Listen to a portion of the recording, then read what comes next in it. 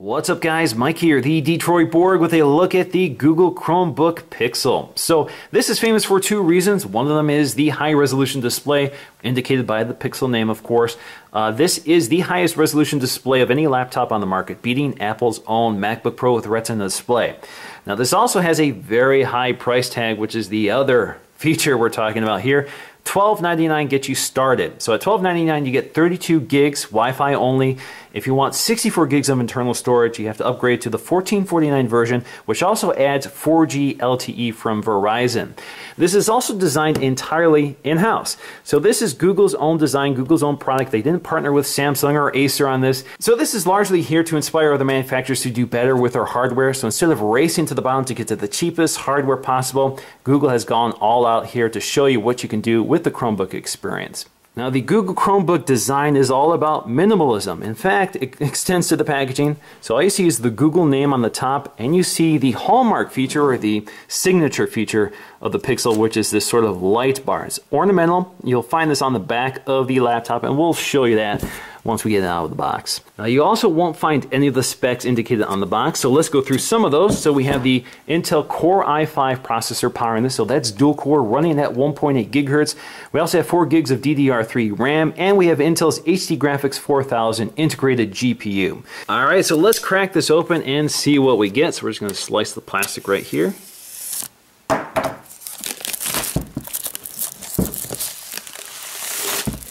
We have a little magnetic flap here to lift up, and inside is the plastic wrap Chromebook. Very minimal. All you see is that slate black top panel, same with the bottom. Very simple. We're going to set that aside and take a look to see what we get inside the box. So we have a little card here, which is technical support. So there is some technical support backing up this purchase. So you have a number you can call. We also have our accessories.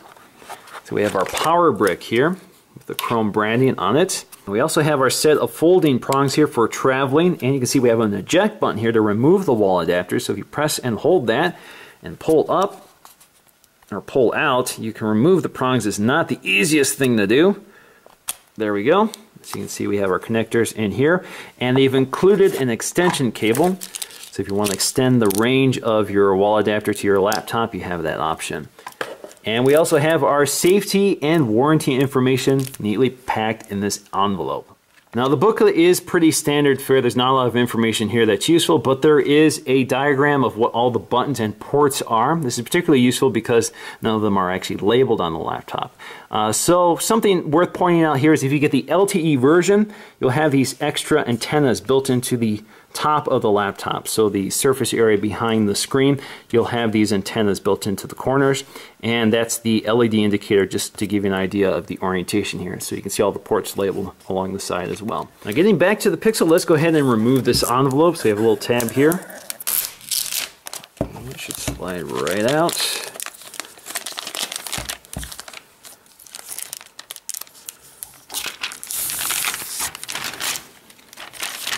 There we go. Alright, so let's take a look around the hardware. So we do have an all aluminum unibody design. It's milled out of metal, so it's no plastic here. Very high quality. You can see it's very angular in its design, very industrial. So along the side we'll find our power connector. So this is a friction fitting, that's not a magnetic fitting.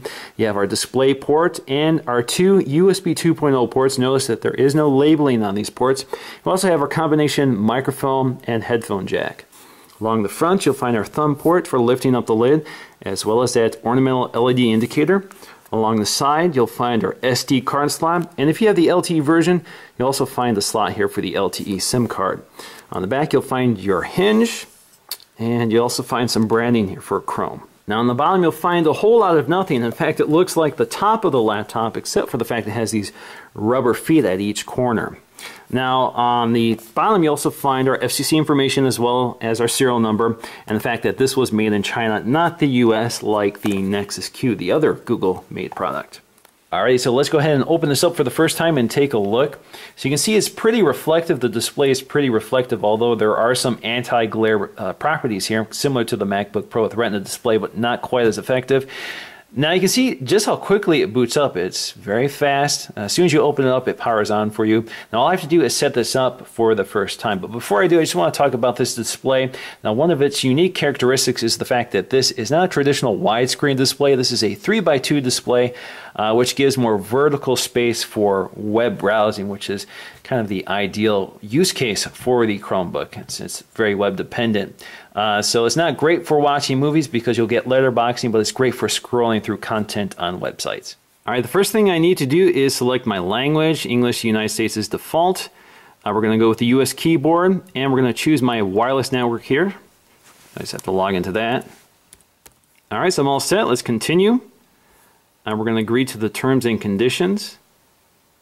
And now it's running the update, so it's going to install all the updates to get us going. All right, now that the software is installed and restarted the computer, we can go ahead and log into our Google account.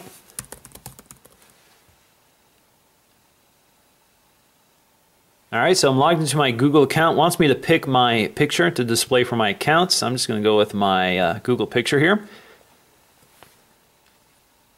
All right, so that's all there is to it. I'm logged in, and it automatically transfers all my account information to my Chromebook. So all my bookmarks, my contacts, my calendaring, and everything related to my Google account is immediately available on my Chromebook. And since I'm an existing Chromebook user, my Chromebook bookmarks or apps have automatically preloaded as well. So I can see everything here in my, my apps tray showing up.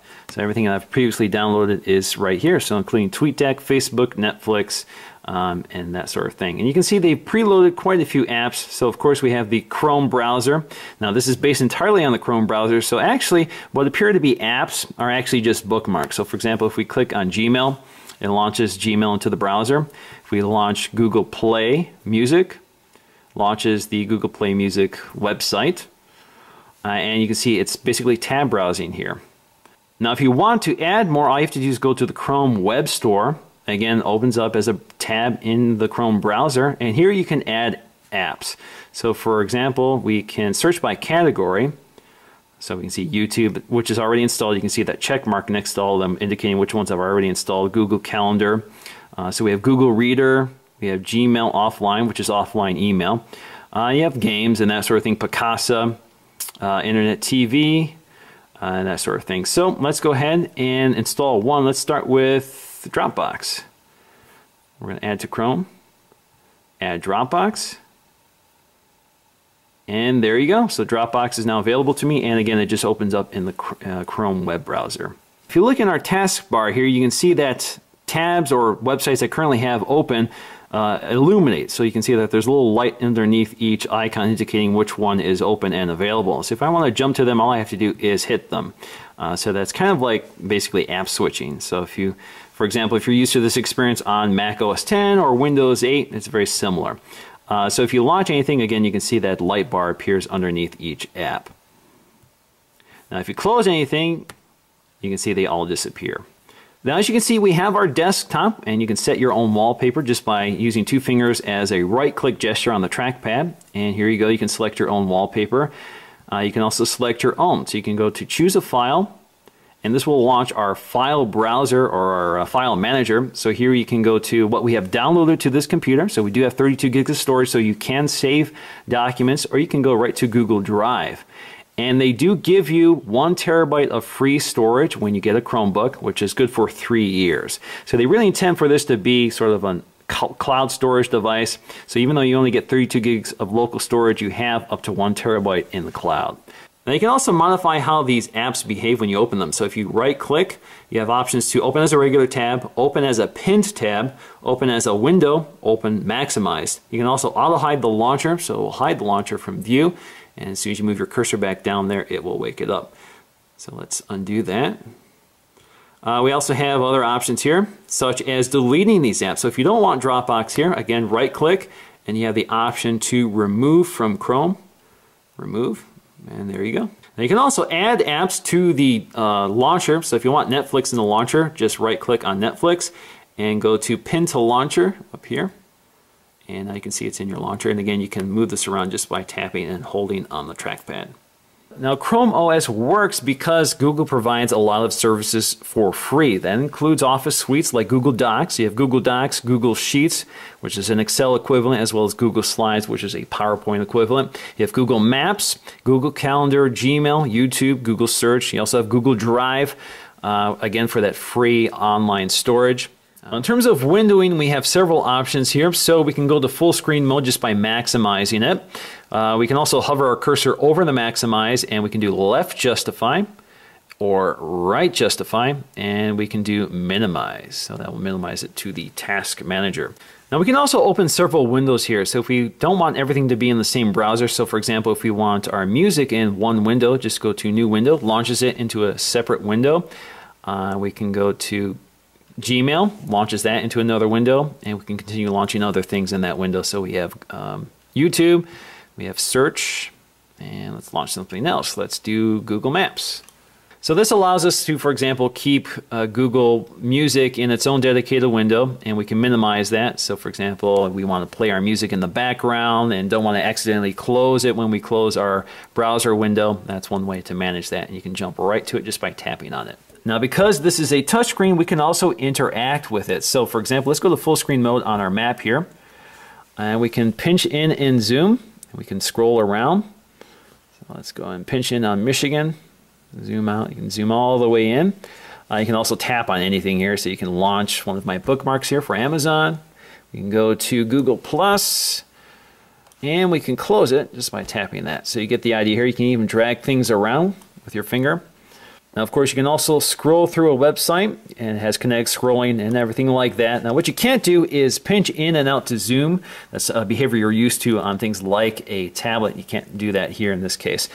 So you can tap on an article to launch it and scroll through it. You can see the Chromebook is pretty quick. Now, the trackpad is all glass, similar to a MacBook Pro, with a very nice etched texture to it. It's different than the MacBook Pro. This feels a little silkier. It feels very nice. I really like this trackpad. It has just the right amount of friction for accurate selection.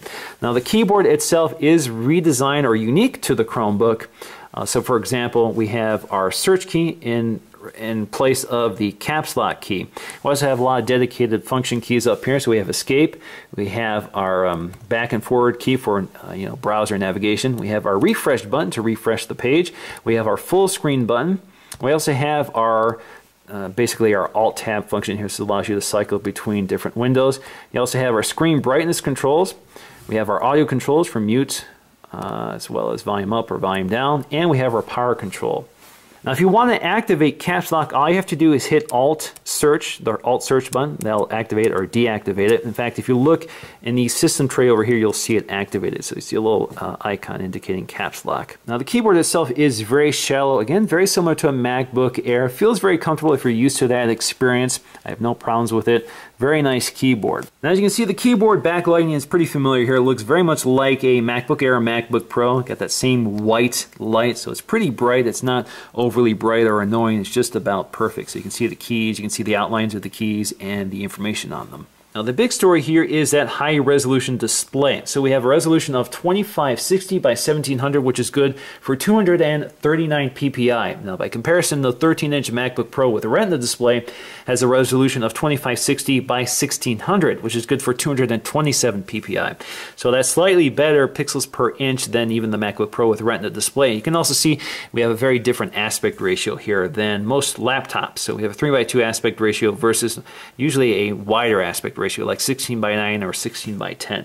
Now, although it's kind of hard to illustrate here on camera because of the Moyer effect I'm getting right now, but the pixel density is so high that it's really difficult to discern the pixels with the naked eye. So I'm really zoomed up here on the laptop. In fact, my camera is sitting right on top of the keyboard right now as I look at this. So, for example, all of these apps icons are optimized for the higher resolution display. Now, this works especially well for text, which renders natively in the resolution, in this high resolution. So reading text looks particularly good on this display. Now, in terms of off-axis viewing, this display is superb, one of the best I've seen. So you can see there's basically no wrong angle to look at this thing, so it holds its color fidelity pretty nicely. Now, the speakers are built behind the keyboard, and they sound pretty loud and pretty clear. Dreamt of tyranny. So we're watching a movie right now. Overmatched and outnumbered, our defeat was all but certain. So it's definitely on the high end in terms of audio quality for most laptops. Now in terms of video playback, I do have a lot of performance issues with the Pixel. So you can see right now I'm playing back from the Google Play Store, playing back Transformers. So you can see we have some frame dropping, some artifacting, some compression errors. A lot of times it would just completely stall and stop on a frame. So you can see a lot of problems here. So there's still some issues in terms of playback performance, especially on this high resolution display. So hopefully that's something they can fix in future software updates. Now one of the neat design aspects of the Chromebook is this ornamental LED strip on the back of the display. So you can see it lights in blue while you're using the Chromebook. So when the display is up, it's lit in blue. And it kind of strobes every 6 seconds, about 6 seconds from left to right. So it's a very neat detail. Now Google has built in a neat little Easter egg here. So if you enter in the Konami code in the keyboard, which is up, up, down, down, left, right, B, A, you get a little light show. Now when you close the Chromebook, you can see that that light strip strobes in the Google colors and then goes dim. Now in conclusion, I'm probably not going to say what others haven't already said about the Pixel, which is the fact that this is a very expensive laptop. It's beautiful hardware, there's no mistaking that. It's great design. I think it's one of the best looking laptops you can buy, one of the best pieces of industrial design you can buy right now. But at $1,300 without a full operating system, I think it's kind of a waste. So I do like Chrome OS, don't get me wrong. I think it's a great operating system, but I think it's best suited toward entry-level laptops, especially laptops or users who don't need to install heavy-duty or professional apps like Final Cut Pro or Photoshop. Most people don't need those type of apps, so they don't need heavy-duty computers like this or expensive computers like this. So the Chrome operating system is best suited for those users. Now, if you put Chrome OS on a device like this, I don't see where it makes a lot of sense. Now, I really like the display. That touch screen display, the high-resolution touchscreen display certainly is a reason for a lot of people to consider this, but you might as well look at a MacBook Pro with Retina display for $200 more. It gives you much more powerful internal hardware. You also get a full operating system with a lot more options for apps and that sort of thing. So I like the Chromebook, but it's definitely not for everybody. So for those who like Google, who really know how to leverage Google's resources, who really know how to optimize those resources and use them to their fullest potential, I think this is a great laptop. But for everybody else who are really interested in Chrome, I think the Samsung Chromebook is still the best option to get. So that's going to do for me, guys, in this video. Thanks for watching, and I'll see you again in the next one.